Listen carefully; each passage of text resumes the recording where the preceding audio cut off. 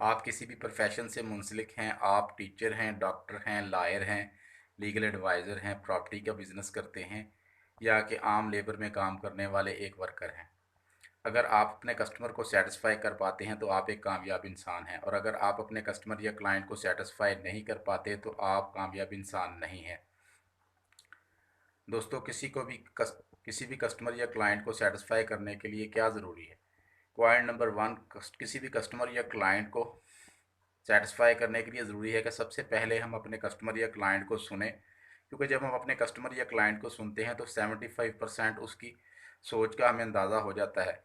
क्योंकि कोई भी शख्स जब कोई काम करवाने लगता है तो उसने उसका एक अपने काम का एक व्यू अपने जहन में सेट किया होता है कि मुकम्मल होने के बाद ये काम इस तरह नज़र आएगा।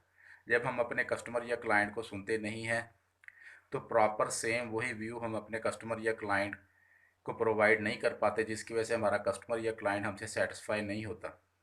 आपने देखा होगा कि डॉक्टर 75% अपने एक्सपीरियंस की बेस पर अपने मरीज़ को सुनते हैं और उसकी मर्ज़ का अंदाज़ा लगा लेते हैं। इसी तरह प्रॉपर्टी का बिज़नेस करने वाले लीगल एडवाइज़र, शॉपकीपर, जितने भी कामयाब इंसान हैं वो अपने क्लाइंट या कस्टमर को सुनते हैं, जिससे 75% उनको उसकी सोच का अंदाज़ा हो जाता है। और पॉइंट नंबर टू ये है कि अपने काम का माकूल मुआवजा रखें।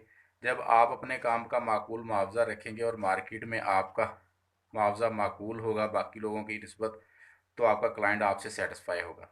और पॉइंट नंबर थ्री ये है कि आप अपने काम के हवाले से अपने क्लाइंट को सेटिस्फाई करने के लिए उस फील्ड के हवाले से, जिस फील्ड के हवाले से वो आपके पास आया है, और काम के हवाले से कोई नया आइडिया शेयर करें। जब आप उससे कोई नया आइडिया शेयर करेंगे तो आपका क्लाइंट आपसे सेटिस्फाई होगा, क्योंकि मार्केट में उसने पहले वो बात नहीं सुनी होगी या वो नया आइडिया जो आपसे शेयर करेंगे उसके जहन में नहीं होगा। जब आप उससे एक नई चीज़ शेयर करेंगे तो आपसे सेटिस्फाई होगा।